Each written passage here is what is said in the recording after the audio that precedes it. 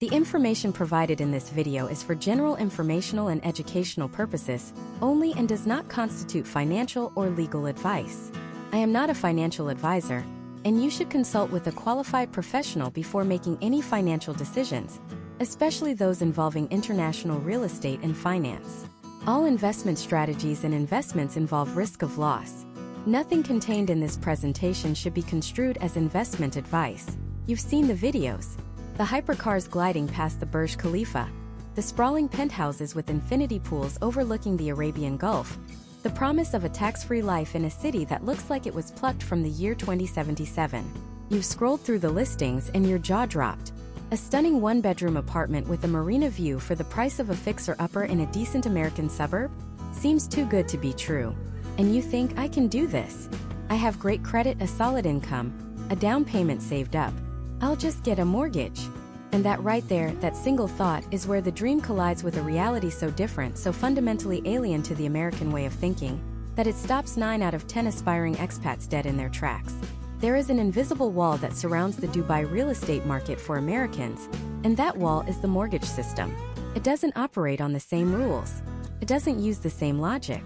And if you walk into it with your American mindset, carrying your FICO score like a badge of honor and expecting a 30-year fixed-rate loan, you're not just going to be disappointed, you're going to lose time, you're going to lose money, and you're going to lose your mind. This isn't about scaring you. This is about preparing you. Over the next few minutes, we are going to pull back the curtain on the 3 most immediate, most shocking differences between getting a mortgage in the United States and getting one in Dubai. Understanding these 3 things alone will put you light years ahead of everyone else. It will save you from making catastrophic, non-refundable mistakes. Because the biggest risk isn't the market, it's walking in blind. Let's start with the very first step, pre-approval. In the US, getting pre-approved is a huge milestone. You give the bank your financials, they run your credit, and they give you a letter that says, "Congratulations, you are approved for a loan up to $500,000. That letter is your golden ticket. You can confidently go house hunting, make offers, and you're 95% of the way there. It's a solid promise from the bank. In Dubai, the document you get is often called an approval in principle, or an AIP, and you need to understand this is not a promise. It's not even a firm handshake. It's more like the bank saying, based on this initial glance, you don't seem like a complete disaster. We are, in principle, willing to continue this conversation." That's it. It is the weakest form of approval you can imagine, yet it's the document you need to even start making offers. Here's the nightmare scenario that plays out every single day. An American buyer, let's call him Mike, gets his approval in principle for 2 million dirhams, which is about $545,000 US. He's thrilled. He finds the perfect apartment. He signs the initial contract called a Memorandum of Understanding and puts down the standard 10% security deposit. That's $54,500. And in Dubai, that deposit is often cashed immediately and becomes non-refundable if the deal falls through because of the buyer. Mike submits the property details to the bank for the final approval, thinking it's just a formality. A week later, he gets a call. The loan is denied. The deal is dead. And his $54,500? Gone. Vanished. Why?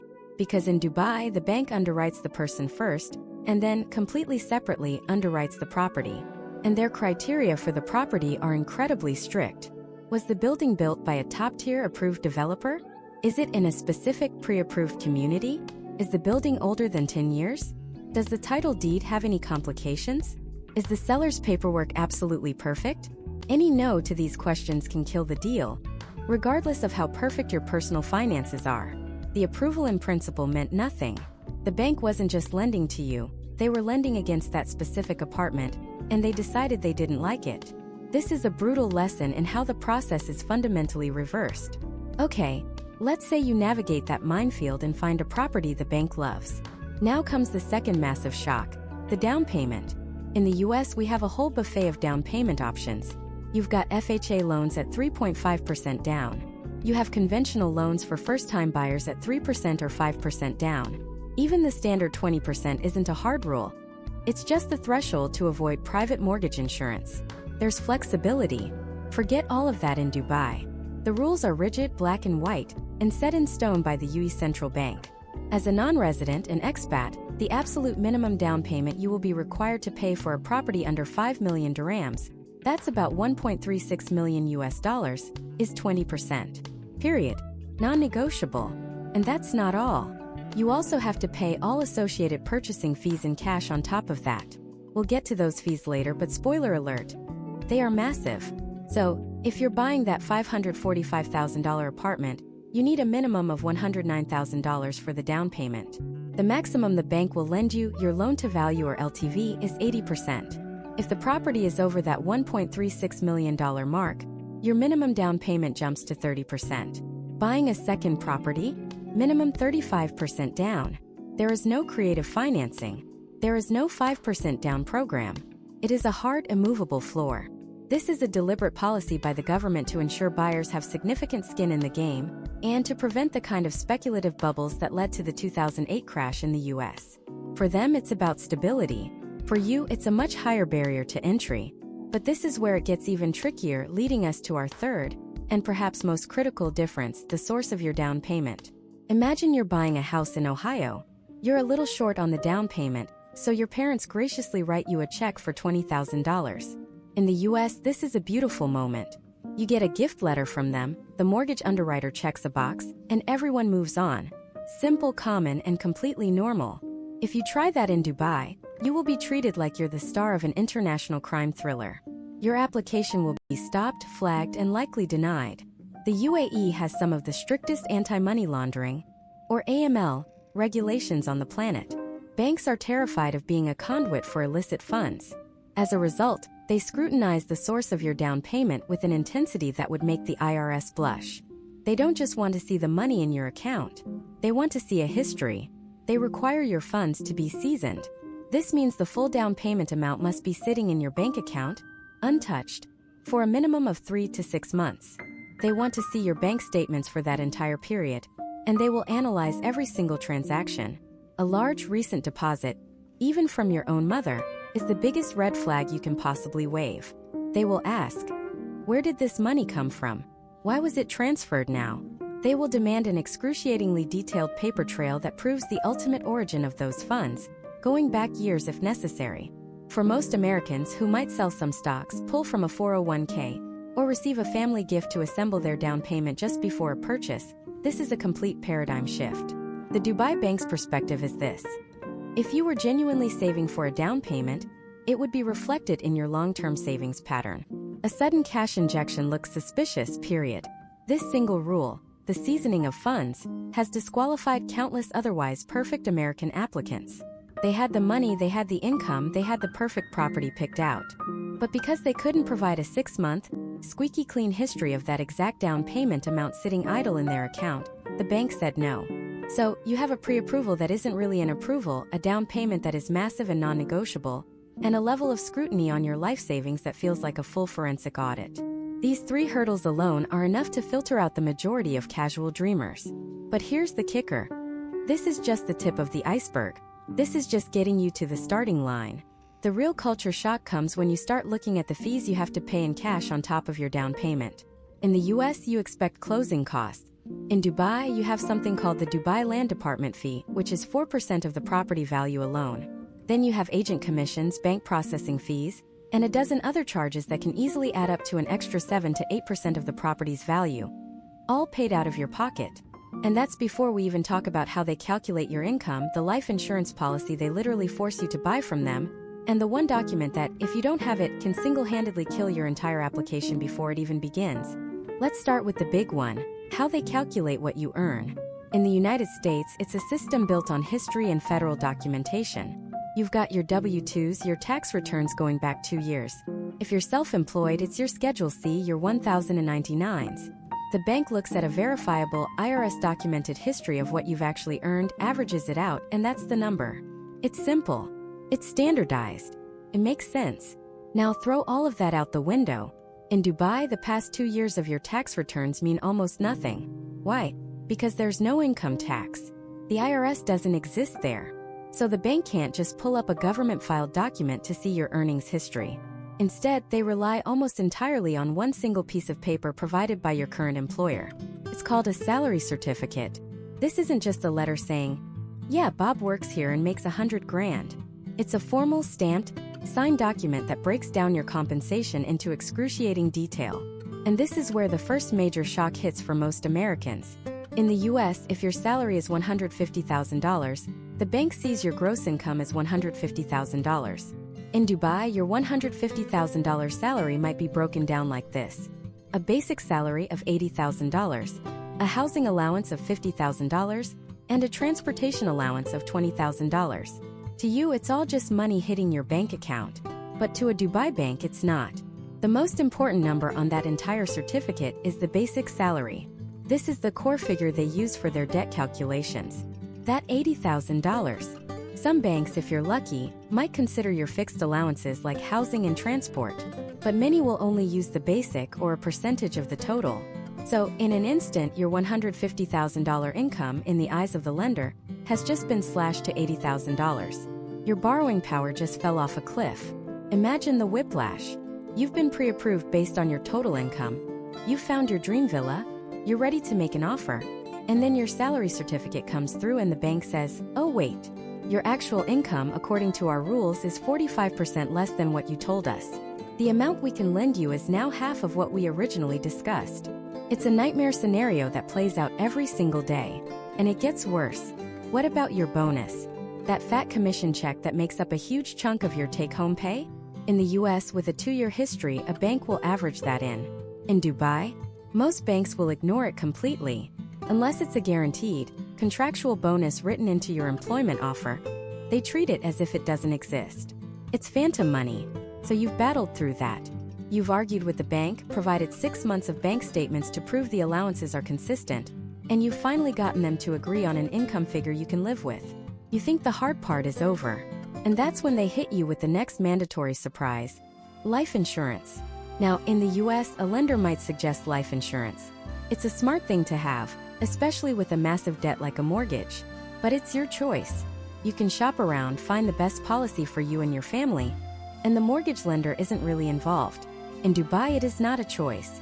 It is a mandatory condition of the mortgage. You cannot get the loan without it. And here's the kicker. In most cases, you are required to take the life insurance policy offered by the bank itself.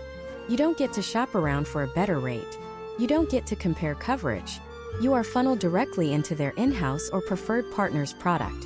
And what happens when there's no competition? Prices go up. These bank-mandated life insurance policies are almost always more expensive than what you could find on the open market. It's another profit center for them, baked directly into the mortgage process. They just add the premium to your monthly mortgage payment, a little extra skimmed off the top every single month for the next 25 years. It's a forced purchase. You're a captive customer. They have all the leverage and they use it. The justification is that it protects the bank. If the borrower passes away, the insurance pays off the mortgage, and the bank doesn't have to foreclose on a grieving family. That part makes sense. But the mandatory single provider nature of it feels less like protection and more like exploitation. Okay, so you've accepted the deflated income calculation. You've swallowed the bitter pill of the overpriced, mandatory life insurance. You've submitted every document known to man. Your passport, your visa, your Emirates ID, your bank statements, your employment contract. You're at the 1-yard line. And then, the bank asks for the one document that is completely, totally, 100% out of your control. The one piece of paper that gives your boss the power to single-handedly veto your home purchase. It's called an NOC, a no objection certificate. Let that sink in for a minute.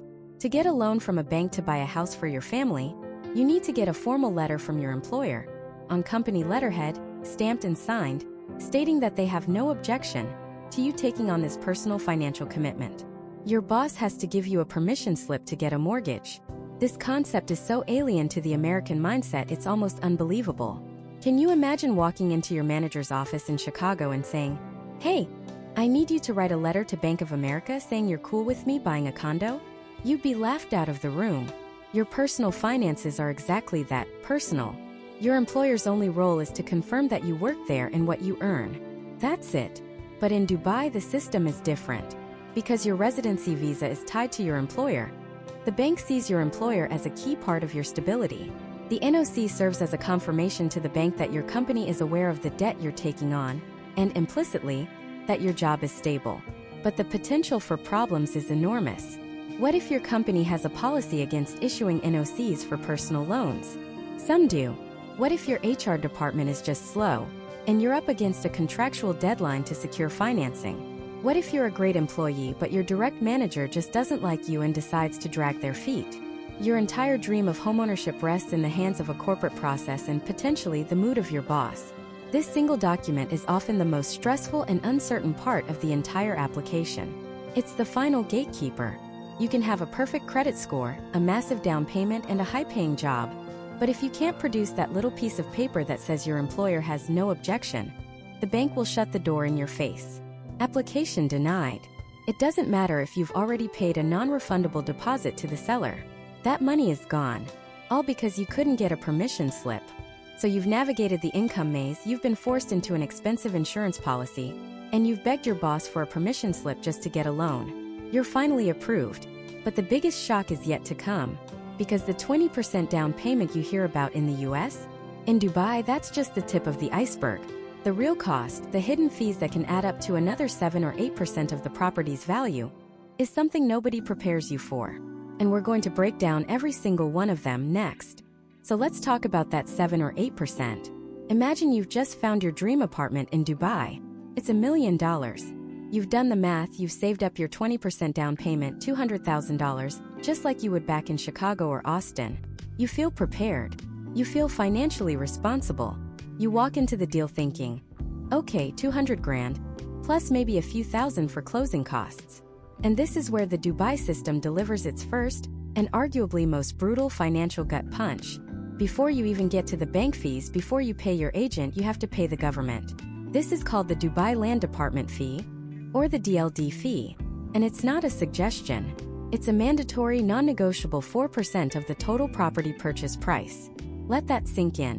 On your $1 million apartment, that is a $40,000 check you have to write directly to the government, just for the privilege of transferring the property into your name. This isn't rolled into your loan. This is cash. Due up front. Now, in the US we have transfer taxes, sure, but they vary wildly. In some states it's a fraction of a percent. In others it might be 1 or 2%, and it's often split between the buyer and the seller, or sometimes paid entirely by the seller as part of the negotiation. It's a line item, but it's rarely the monster lurking in the closet. In Dubai, it's the first thing you face, and it's a $40,000 monster. So right out of the gate, your few thousand in closing costs has been vaporized. Your total cash needed has jumped from $200,000 to $240,000. And we are just getting started. Next up, your real estate agent.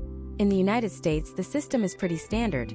The seller pays the commission, usually around 5 or 6%, which then gets split between the seller's agent and the buyer's agent.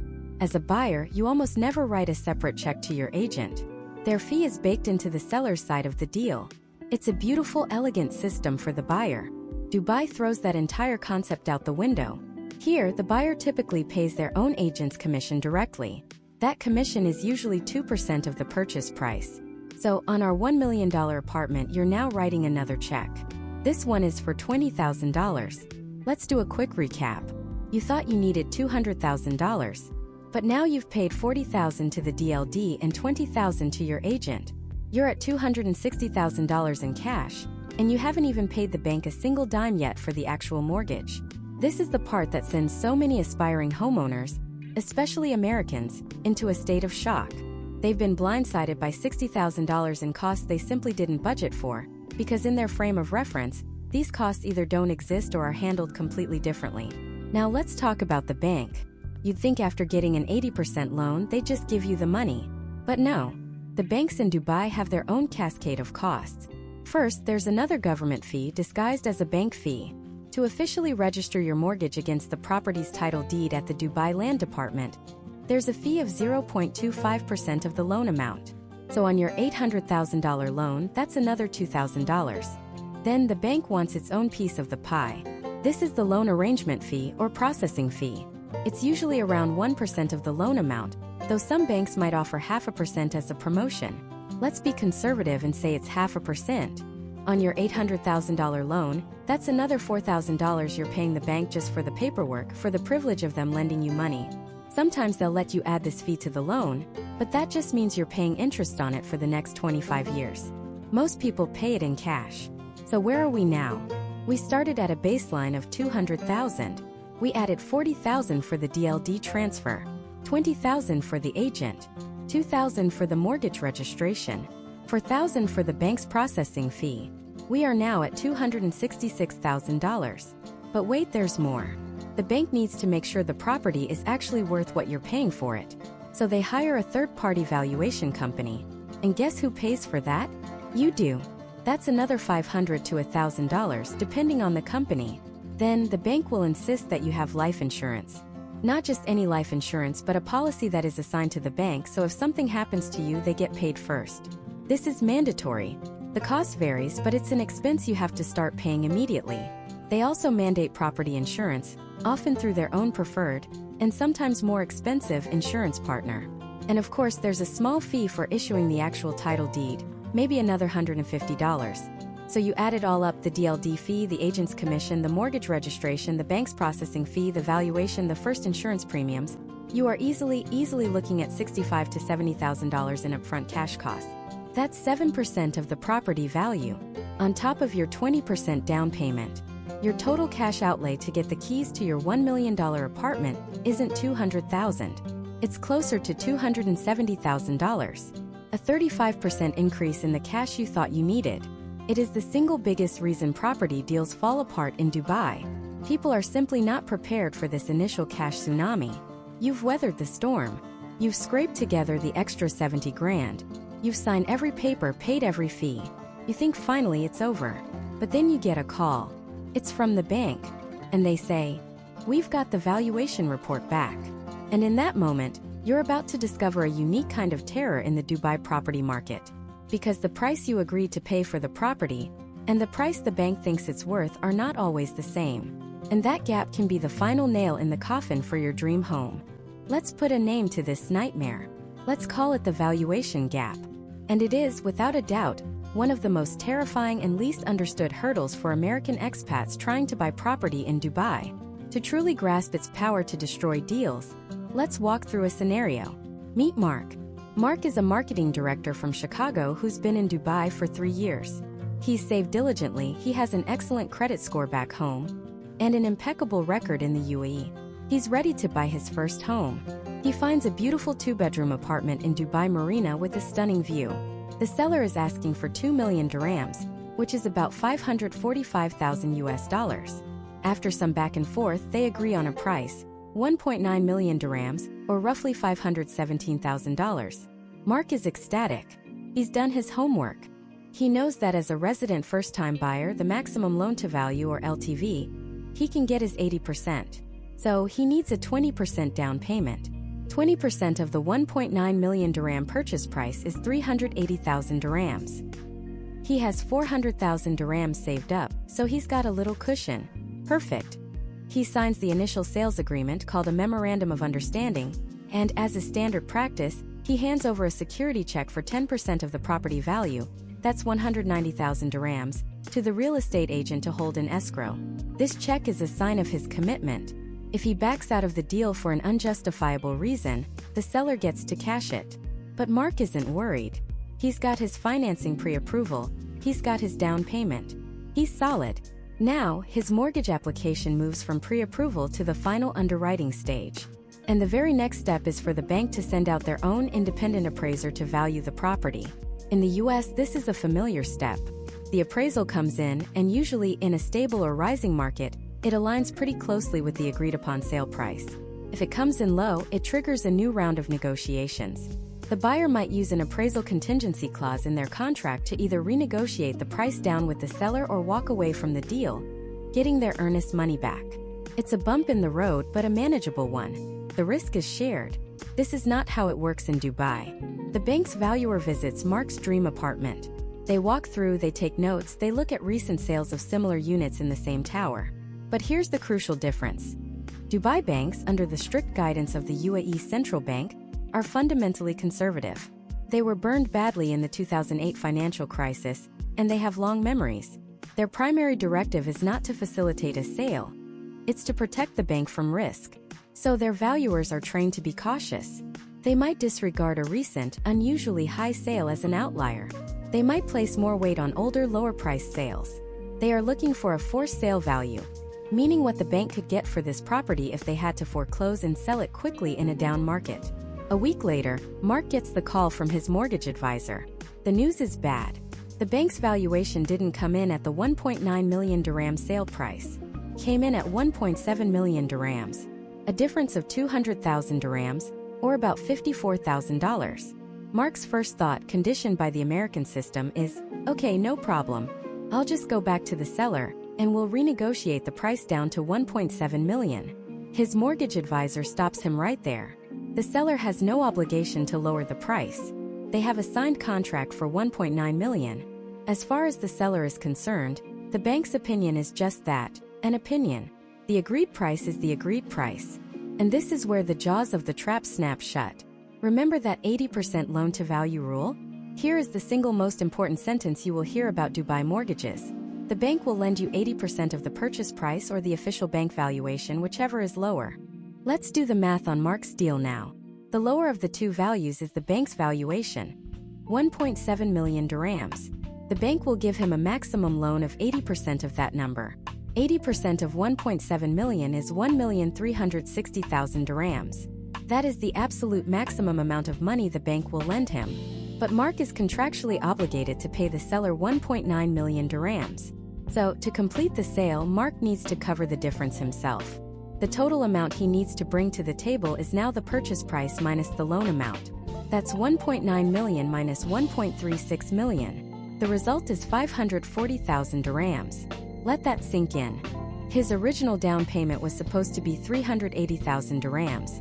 Because of the low valuation, his required cash contribution has skyrocketed to 540,000 dirhams. He needs to find an extra 160,000 dirhams, almost 44,000 US dollars, out of thin air in a matter of days. He only has 400,000 saved. He is 140,000 dirhams short. This is the valuation gap, and Mark is trapped inside it. He has two options. Option 1. Scramble to beg, borrow, or somehow produce 140,000 dirhams to bridge the gap and close the deal. Option 2. Fail to complete the purchase. And what happens if he fails? He is considered to have defaulted on the sales agreement. The seller has the right to cash that 190,000 dirham security check Mark gave to the agent. He doesn't just lose the apartment, he loses nearly $52,000 for nothing. In the US, a low appraisal might mean you lose a few $1,000s on inspection and appraisal fees. In Dubai, it can mean losing a life-altering amount of your savings. This fundamental difference in how the valuation is treated shifts the entire balance of risk. In the US system, the appraisal contingency protects the buyer and forces the seller to confront the market reality. The risk is distributed. In the Dubai system, the risk is concentrated almost entirely on the buyer. The buyer signs a binding contract to pay a certain price before they know the final, official value that their financing will be based on. They are flying blind, armed only with the pre-approval and a prayer that the bank's valuer agrees with the market price. This isn't a rare occurrence. In a rapidly appreciating market, it's incredibly common for sale prices to outpace the conservative, backward-looking valuations of the banks. Buyers are constantly getting caught in this gap, forced to either abandon their dream home and forfeit their deposit, or liquidate other assets, take personal loans or borrow from family to cover a sudden, massive cash shortfall. It turns the final stages of buying a home from a moment of excitement into a high-stakes game of financial chicken. The entire system is designed to insulate the bank, leaving the buyer exposed to the full force of any discrepancy between market sentiment and institutional caution. So you've survived the valuation, you've scraped together the cash by raiding your 401k or calling your parents. You think the hard part is over. You've bridged the gap. But you haven't met the stress test yet. It's a calculation so punishing it can disqualify even the most qualified buyers, right at the finish line. It's a financial interrogation designed to see if you could survive a world of skyrocketing interest rates. And it's something your American mortgage broker has never even heard of. So what is this financial interrogation? It's called the mortgage stress test. And it's not just a suggestion. It's a mandatory nationwide rule enforced by the UAE Central Bank. Imagine you found the perfect apartment overlooking the marina. The asking price is $1 million. You've saved up your 25% down payment, $250,000. Your salary is high, your credit is clean. You go to a Dubai bank and they offer you a fantastic rate, let's say 5%. You run the numbers. The monthly payment is perfectly manageable. You can afford this. You're ready to sign. But then the banker stops. He doesn't calculate your mortgage at 5%. Instead, he adds what's called a stress buffer. This buffer is typically 2 to 3%, sometimes more, depending on the bank and the economic climate. So, for your application, he's not checking if you can afford the loan at 5%. He's checking if you can afford it at 8%. Suddenly, the math changes. Dramatically, that comfortable monthly payment balloons into a monstrous budget-breaking figure. And if your debt-to-income ratio, which we talked about earlier, can't handle that hypothetical inflated payment, you are denied. Full stop. It doesn't matter that the actual rate is 5%. It doesn't matter that you can easily afford the real-world payment. You failed the test for a future that might never happen. This is the single biggest reason why American and other Western expats are consistently shocked by how little they can actually borrow in Dubai compared to what they expected. Their spreadsheets, their online calculators, their entire financial reality is based on the here and now. The Dubai system is based on a pessimistic what-if scenario. It's the bank preparing for the worst, and you're the one who has to prove you can survive it. Think about the psychology of this. In the US, getting a mortgage is about proving your stability in the present. It's about your current job, your current savings, your credit history. The bank looks at your past to predict your immediate future. In Dubai, the bank is forced to be a doomsday prepper. They are legally obligated to assume that interest rates will spike, that the global economy could take a nosedive, and they need to know that you, the borrower, won't be the first domino to fall. It's a system born directly from the ashes of the 2008 global financial crisis. While the US responded with regulations like Dodd-Frank, the UAE built this forward-looking stress test right into the core of every single home loan. They saw how quickly variable-rate mortgages crippled homeowners in the West, and they built a firewall to prevent that kind of systemic collapse from ever happening on their shores. The practical impact on you as a buyer is profound. It means your true borrowing power is a hidden number, a figure that's significantly lower than what any public-facing advertisement or online tool will tell you. You might walk into a bank thinking you qualify for a $750,000 loan, only to be told the stress test caps you at $500,000. It's a gut punch. It forces you to completely recalibrate your expectations, to look at smaller properties or different neighborhoods. It favors people who are overqualified, those with exceptionally high incomes or those who can put down massive, 40 or 50% down payments, which reduces the loan amount so much that the stress test becomes a non-issue. For the average, well-paid professional, however, it's a brutal gatekeeper.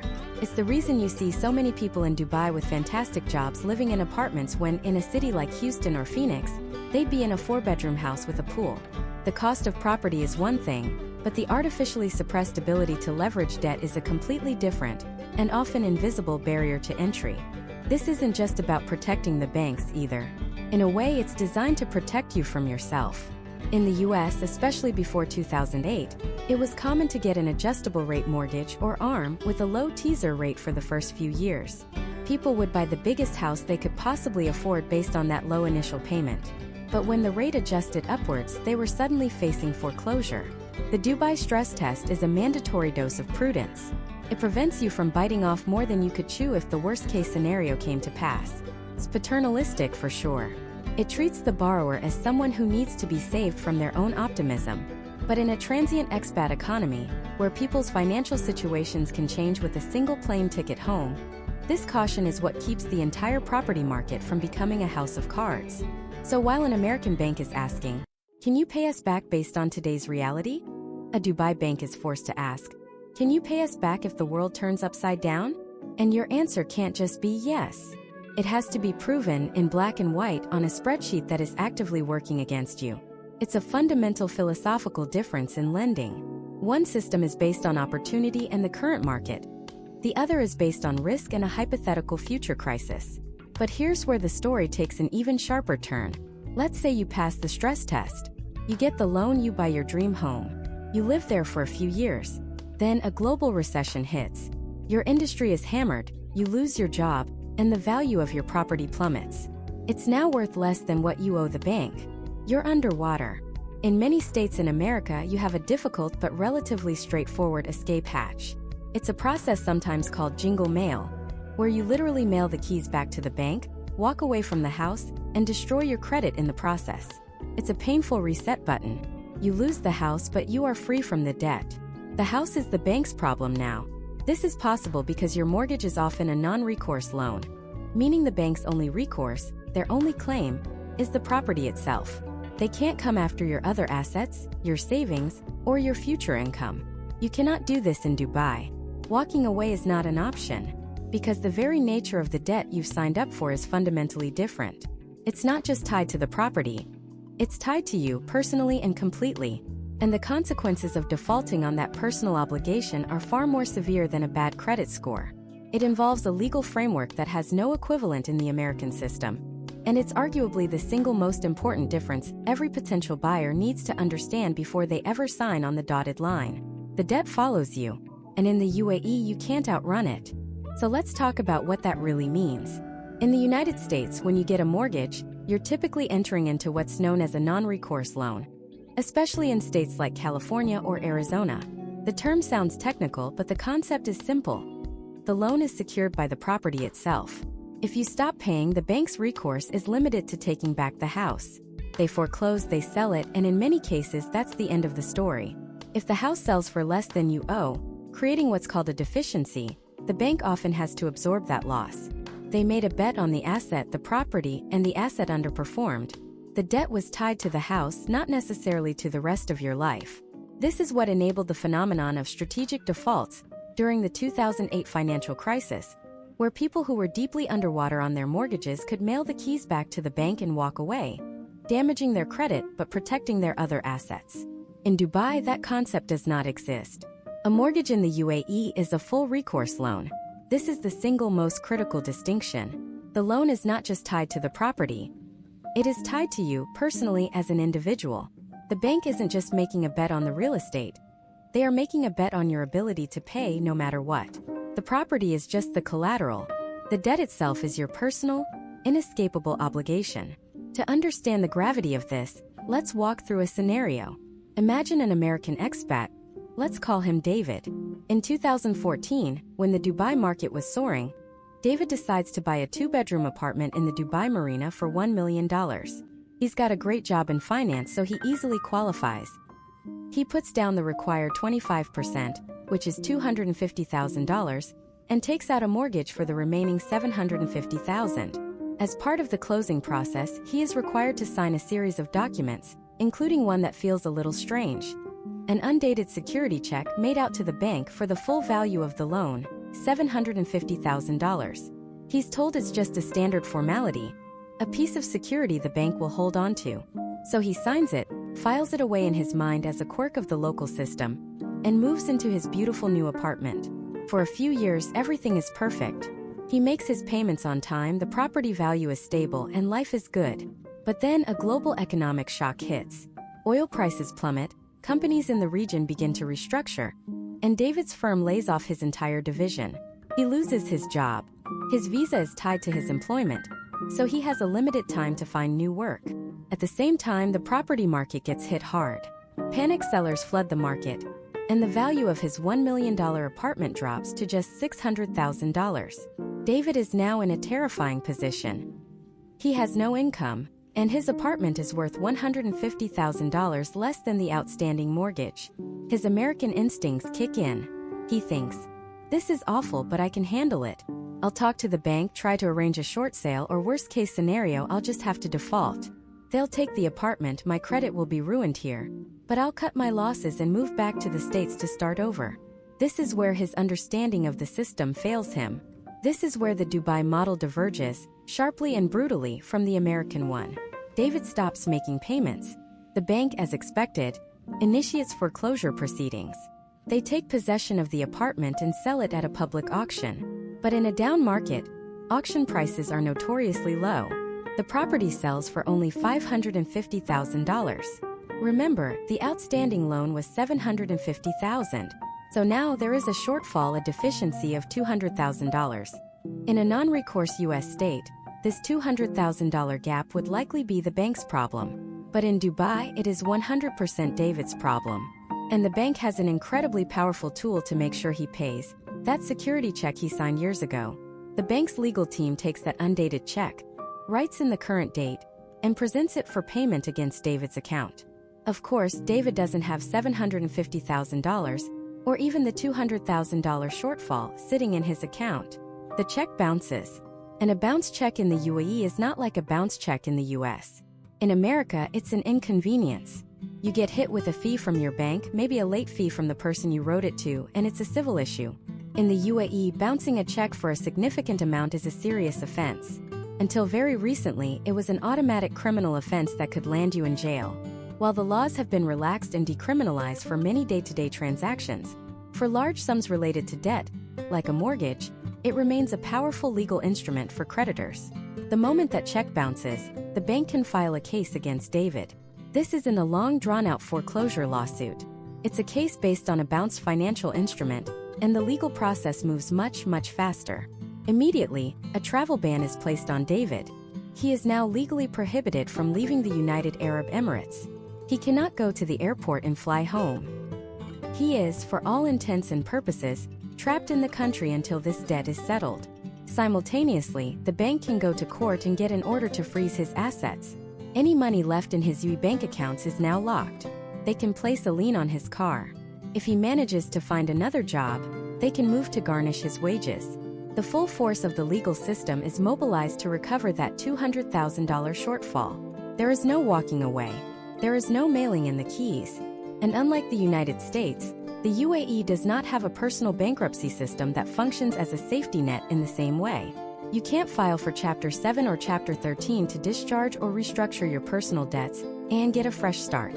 The debt follows you relentlessly. It attaches to your name, your passport, your very ability to function and move freely. This is the reality of a full recourse system supercharged by the security check mechanism. It creates a level of personal liability that is almost unimaginable to the average American homebuyer. You are not just risking the property, you are risking everything. Your savings, your future income, and your freedom of movement are all on the line. The contract you sign is not just with the bank. It's an agreement that plugs you directly into a legal framework designed to ensure, above all else, that the lender is made whole.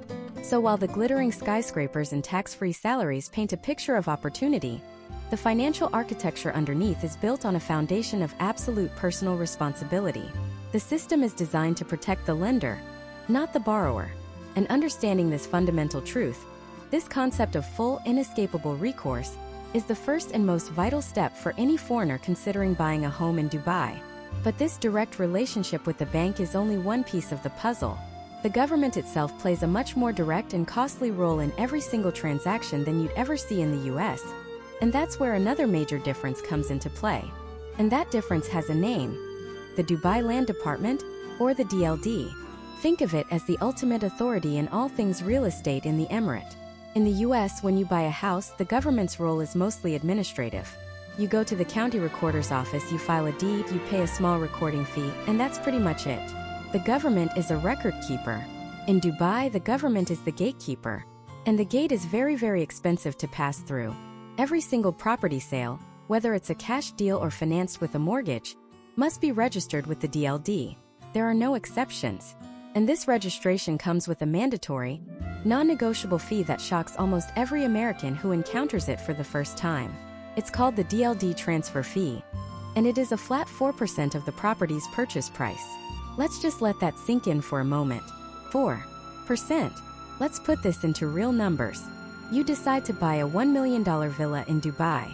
Before you even get the keys, before the bank even finalizes your mortgage, you have to write a check directly to the government of Dubai for $40,000. That money doesn't go towards your principal. It doesn't pay down your interest. It's not part of your down payment. It is simply the government's fee for allowing you to transfer the property title into your name. It's the cost of admission to the property market. Now let's compare that to the US. We have something similar, often called a real estate transfer tax, or deed stamps. But the comparison is almost laughable. First, the rates are all over the place and are drastically lower. In some states like Texas, Missouri, or Indiana, the state-level transfer tax is zero. Nothing. In a state like California, it's about 0.11%. On that same $1 million property, your transfer tax would be about $1,100. In a high-tax state like Pennsylvania, it can be around 1%, so $10,000. And in a few specific localities, it might creep higher. But a nationwide, standardized 4%? It's completely unheard of. The Dubai fee is, in many cases, 10, 20, even 40 times higher than what you would pay in the United States. But the difference isn't just the amount. It's the entire philosophy and process behind it. In the US, who pays the transfer tax is often a point of negotiation. In some markets, it's customary for the seller to pay. In others, it's split 50-50 between the buyer and seller. It's just another line item in the closing statement that your real estate agent and lawyer will hash out. In Dubai, there is no negotiation. The buyer pays the 4%. Full stop. It is a fundamental, unmovable cost of purchasing property. Why? Because Dubai has no personal income tax. It has no capital gains tax on property sales. This DLD fee is one of the primary ways the government generates revenue. It's a transaction-based tax system. Instead of taxing your income every year, they take a significant slice every time a major asset like a property changes hands. So, in a way, you're prepaying your property-related taxes in one giant lump sum at the very beginning. This single fee has a monumental impact on the total cash you need to bring to the table. In the US, your main cash concern is the down payment and a few $1,000s in closing costs. In Dubai, you have to plan for your down payment plus this enormous government tax. Let's go back to our $1 million villa. As an expatriate, the maximum loan-to-value you can get is 80%. So you need a 20% down payment, which is $200,000. But you can't just show up with $200,000. You also need that 4% DLD fee, which is another $40,000. So right out of the gate, you're at $240,000 in cash. But hold on, because the government isn't done yet. Because you're getting a mortgage, you have another mandatory government fee to pay to the DLD. It's the mortgage registration fee. The DLD needs to officially record that your bank has a legal claim on your property until the loan is paid off. The fee for this? It's 0.25% of the total loan amount. So, on our $1 million villa, your loan is $800,000. You owe the DLD an additional 0.25% of that, which is another $2,000. These are all fees paid directly to the government, not the bank. Let's tally this up so far. On a $1 million home, you need $200,000 for the down payment. You need $40,000 for the DLD transfer fee. And you need $2,000 for the mortgage registration fee. We are now at $242,000 in cash required. And we haven't even talked about the bank's fees, the real estate agent's commission, or other administrative costs yet. In the US, the government's role in the financial part of the transaction is minimal. The fees you pay at closing, like appraisal fees, title insurance, loan origination fees, escrow fees, are almost all paid to private companies for services rendered to protect you and the lender. The government's cut is tiny. In Dubai, the government is the single largest recipient of fees in any real estate transaction, by a massive margin. This fundamentally changes the financial planning for a homebuyer. You can't just save up for a down payment. You have to save up for the down payment and the government package. For foreign investors and expats, this is often the biggest surprise and the most significant hurdle. They see the headline price of a property and calculate their 20% down, only to be floored when they realize they need another 4 to 5% of the property's value in pure cash just to satisfy the government's requirements before they can even think about the other closing costs. It's a system designed for revenue certainty in a low-tax environment, and it places the financial burden squarely on the shoulders of the buyer at the moment of the transaction. This direct, upfront, and substantial government involvement is perhaps the most profound structural difference when you compare it to the American system, where the government prefers to stay in the background, acting more like a librarian of deeds than a toll collector at the gate. But this focus on upfront costs also has a ripple effect on the types of mortgages offered and the very nature of the banking relationship itself. This difference in philosophy completely reshapes the menu of mortgage products available. In the United States, the mortgage landscape is dominated by one undisputed king: the 30-year fixed-rate mortgage. It's more than just a loan. It's a cornerstone of the American dream. It's the financial equivalent of a promise, a bedrock of stability that allows a family to budget their single biggest expense for the entire life of the loan. You know what your payment will be today, next year, and in the year 2054. That predictability is priceless. It allows for long-term planning, for weathering economic storms, for putting down roots in a community with a sense of security. And it's not an accident. This entire system is made possible by a massive, government-sponsored secondary market, orchestrated by giants like Fannie Mae and Freddie Mac. Think of it this way. When a local bank in Ohio gives you a 30-year mortgage, they aren't necessarily planning to hold on to that loan for 3 decades, patiently collecting your payments. That would tie up an enormous amount of their capital and expose them to immense interest rate risk. What if rates triple in 10 years? They'd be stuck holding a low-yield loan. Instead, they often package your loan with hundreds of others that meet specific standardized criteria and sell that package to Fannie Mae or Freddie Mac. This frees up the bank's capital to go out and make more loans, keeping the whole system liquid and flowing. Fannie and Freddie then bundle these loans into mortgage-backed securities that are sold to investors all over the world, pension funds, insurance companies, foreign governments, who are happy to have a safe, long-term, US dollar-denominated asset. It's this colossal, well-oiled machine that allows a bank to confidently offer you a fixed rate for 30 years. They're not taking the risk, the global financial market is. Now let's cross the globe to Dubai. If the 30-year fixed is the king in the US, in Dubai it's a ghost. It's practically a mythical creature. You might hear whispers of its existence, but finding one is next to impossible. Why? Because Dubai doesn't have a Fannie Mae or a Freddie Mac. There is no massive, government-sponsored secondary market to absorb that long-term risk. When a bank in Dubai gives you a loan, they are, for the most part, keeping that loan on their own books.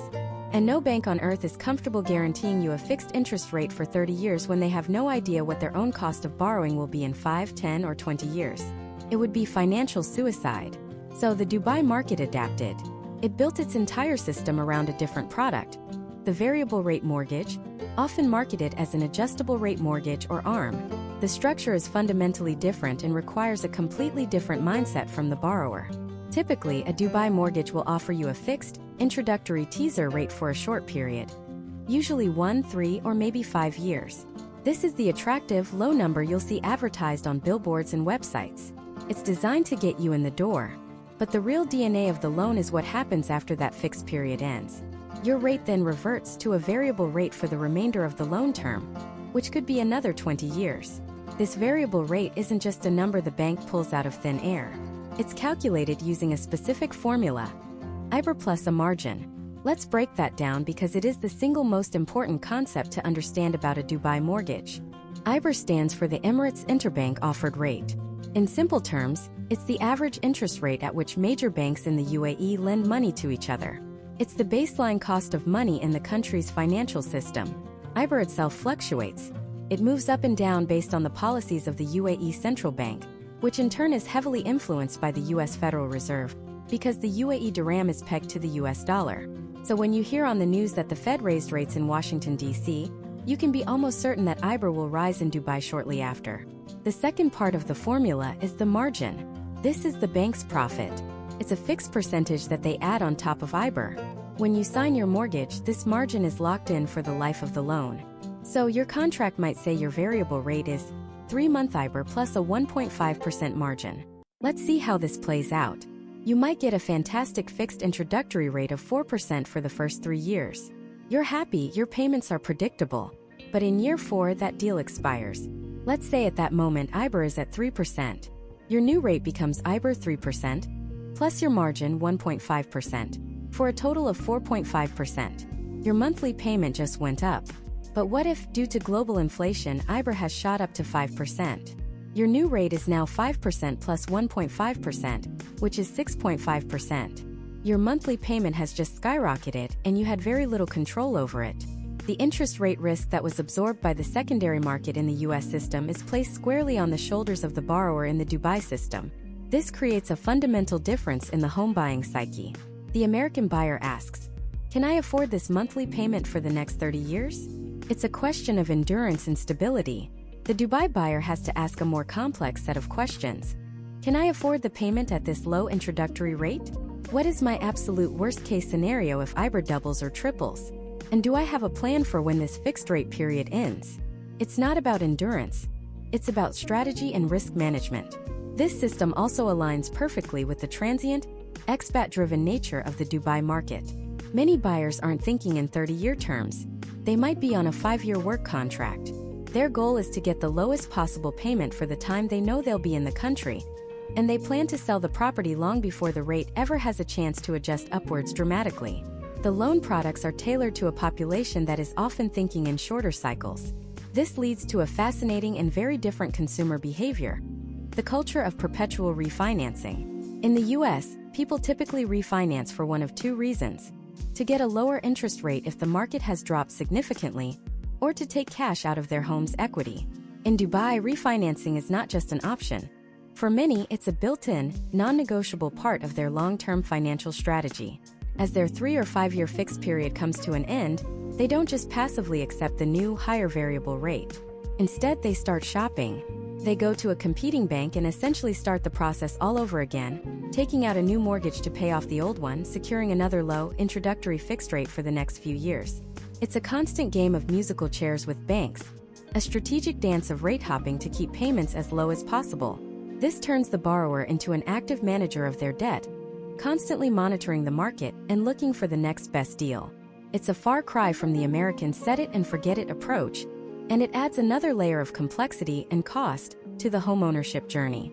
This constant need to refinance, to shop around, to pay fees every few years just to maintain a competitive rate, fundamentally alters the relationship between the homeowner and their loan. In the US, the mortgage is often a silent partner in your financial life. Once you've secured a good fixed rate, you might not think about the lender again for decades. In Dubai, the lender is a very active and sometimes costly partner you have to manage continuously. But this difference, as significant as it is, pales in comparison to what happens when things go wrong. And this is where we uncover the single most profound, most critical distinction between these two systems. A distinction that can mean the difference between financial recovery and total financial ruin. It all comes down to one word: recourse. In the United States, many mortgages, particularly in states like California, Arizona, and a handful of others, are what's known as non-recourse loans. The term sounds technical, but the concept is brutally simple. A non-recourse loan means that the property itself is the only collateral the bank can claim if you default. Let's say you buy a house and a severe market crash happens. The value of your home plummets, and you find yourself underwater, owing more than the house is worth. If you lose your job and can no longer make payments, the bank will foreclose. They'll take the house and sell it. But here's the key. If the sale price doesn't cover the outstanding loan balance, the bank has to eat that loss. They cannot come after you personally. They can't garnish your wages, seize your savings, or touch any of your other assets. The debt is tied to the house and only the house. Your credit score will be obliterated, of course, but the financial bleeding stops there. This was a central theme in the 2008 financial crisis. The term jingle mail was coined for people who, seeing no way out, would literally mail their house keys back to the bank and walk away, free from the debt, even if they were financially scarred by the foreclosure. The risk in a non-recourse system is heavily weighted on the lender. They are betting on the long-term value of the property. Now let's pivot to Dubai. The mortgage system in the UAE is the polar opposite. It is a full recourse system, and this is not a subtle difference, it is a chasm. In Dubai, when you take out a mortgage, that loan is not just secured by the property, it is secured by you. By everything you own, everything you have, and everything you will ever earn. It is a personal liability of the highest order. If you default on your mortgage in Dubai, the bank will, of course, repossess the property and sell it. But if that sale results in a shortfall, and in a volatile market it often does, that's when the real nightmare begins. The remaining debt does not disappear. It becomes a personal debt that the bank will pursue with the full force of the law. They can and will obtain court orders to garnish your salary, often up to a significant percentage. They can freeze your bank accounts and seize any funds within them. They can lay claim to any other assets you might have, whether it's a car, stocks, or even property in another country. The debt follows you. It is inescapable. To truly understand the gravity of this, let's imagine a tale of two homeowners. Let's call them Mark in Phoenix, Arizona, and Omar in Dubai. Both are ambitious professionals who decide to buy their first apartment in 2014 for the equivalent of $1 million. Both put down 20%, taking out an $800,000 loan. For a few years, things are great. Then a sudden, sharp global recession hits. Property values in both cities plummet by 40%. Their beautiful million-dollar apartments are now worth only $600,000. To make matters worse, both Mark and Omar lose their jobs in the downturn. Here's where their paths diverge dramatically. In Phoenix, Mark struggles for months but cannot find work. He depletes his savings trying to make mortgage payments on a property that is now $200,000 underwater. Finally, he can't pay anymore. He defaults. The bank forecloses, takes the apartment, and sells it at auction for $600,000. The bank is now short $200,000. But because Arizona is a non-recourse state for purchase mortgages, that's the end of the story for Mark. The bank takes the loss. Mark's credit is destroyed for 7 years, making it hard to get new loans, but he is free. He can focus on finding a new job and rebuilding his life without an extra $200,000 of debt hanging over his head like the sword of Damocles. Now let's look at Omar in Dubai. He faces the exact same situation. He defaults. The bank seizes his apartment and sells it for the equivalent of $600,000. But for Omar, this is just the beginning. The bank immediately files a civil case against him for the $200,000 shortfall.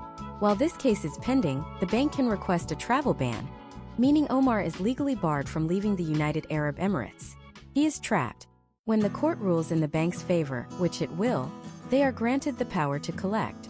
If Omar finds a new job, the bank can garnish a large portion of his salary every month until the $200,000, plus interest and legal fees, is paid off. His local bank accounts are frozen. He is a prisoner to his debt. And it gets even more intense. As part of the mortgage process in the UAE, it's standard practice to provide the bank with a series of post-dated security checks, often for the full value of the loan.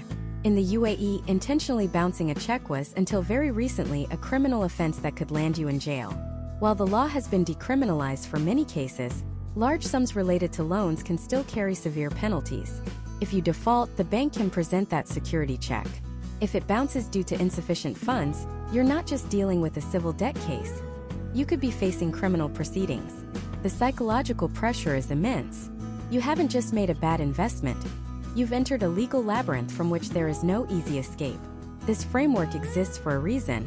The UAE's population is over 85% expatriates. The legal system is designed to prevent a scenario where a foreign national racks up huge debts and then simply flees the country, leaving the banks with massive losses. The full recourse system, the travel bans, and the power of security checks are all mechanisms to ensure that debts are honored.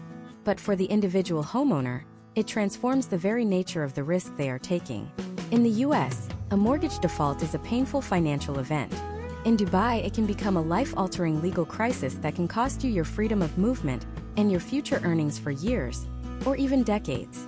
It raises the stakes of homeownership from a calculated financial risk to an all-in bet on your future financial stability in the country. This fundamental difference in consequence reshapes the entire psychology of borrowing. In the US, an underwater mortgage is a strategic problem to be solved, sometimes by walking away. In Dubai, it's a personal cage you might be building around yourself. The bank isn't just a lender. It's an entity with the power to anchor you to the country against your will, until the debt is settled. It's a level of leverage that American financial institutions simply do not possess. But to truly understand why the Dubai system is built this way, why it's so rigid, so punitive, and so focused on the lender's security, we have to look at the single most important factor that defines the entire UAE economy: the expatriate. Over 85% of Dubai's population are foreign nationals. They are the doctors, the engineers, the construction workers, the marketers, the pilots. They are the engine of the economy, and they are, by definition, transient. This is the master key that unlocks everything. The U.S. mortgage system is built for a population of citizens and permanent residents. The bedrock assumption is stability. The borrower has deep roots, family, a social security number, a credit history stretching back decades, and most importantly, a right to be in the country that is not conditional. An American who defaults on a mortgage in Ohio is, in all likelihood, still going to be in the United States a year later. The legal and financial systems are designed around this permanence. Dubai's system is engineered for the exact opposite reality. It is built for a population that could, in theory, leave tomorrow. Every expat's right to live and work in the UAE is tied to their residency visa, which is almost always tied to their employment. Lose your job, and you typically have a short grace period to find another one or leave the country. Now, imagine you have a 25-year mortgage in this environment. The bank isn't just assessing your current salary, it's assessing the stability of your entire life in the UAE. This creates a chain of dependencies that is completely alien to the American homebuyer. Your home is tied to your mortgage is tied to your job, and your job is tied to your visa. If any one of those links breaks, the entire chain can collapse. This is what bankers call flight risk, and it is the central organizing principle of Dubai's mortgage market. The entire system is a fortress built to defend against this risk. Think about it. That massive 20 to 25% down payment we talked about? That isn't just about ensuring you have equity. It's a colossal security deposit. It makes it incredibly painful for you to simply hand the keys back and get on a plane, because you'd be walking away from a life-altering amount of money. The aggressive prepayment penalties? They discourage expats who might get a new job offer in Singapore or London from quickly selling their property and settling their loan to leave. The bank wants to lock in its profit for a predictable term, mitigating the risk of a transient borrower upsetting their financial projections. And the most powerful tool of all, the criminalization of debt and the travel ban. This is the ultimate defense against flight risk. It physically prevents the borrower from absconding. It turns a financial dispute into a legal barrier, transforming the airport from an exit into a wall. The bank's primary concern isn't just repossessing the property. An empty apartment in a down market is a liability. Their primary concern is keeping the borrower and their income stream in the country where they can be legally compelled to pay. This expat-centric model also explains the difference in loan products. The prevalence of variable and hybrid rate mortgages in Dubai makes sense in a market where the lender needs to constantly adjust for risk and where long-term predictability is less of a priority for a potentially short-term resident. The 30-year fixed-rate mortgage, the very symbol of American homeownership stability, is a rarity because it doesn't fit a market defined by movement and change. So when we place the two systems side by side, the picture becomes crystal clear. The U.S. mortgage system is a product of a stable, citizen-based society. It's designed to facilitate a cornerstone of the American dream: long-term wealth creation, community building, and generational stability. The system has consumer protections like bankruptcy and non-recourse loans built in because the social contract assumes the borrower is a permanent part of the national fabric. It's a marathon designed to help you put down roots that last a lifetime. The Dubai mortgage system, in contrast, is a financial instrument crafted for a globalized, transient workforce. It's a tool for participating in the Dubai opportunity, a chance to generate wealth in a dynamic, low-tax environment. But it's a system built on the assumption that the borrower may not be here for the long haul.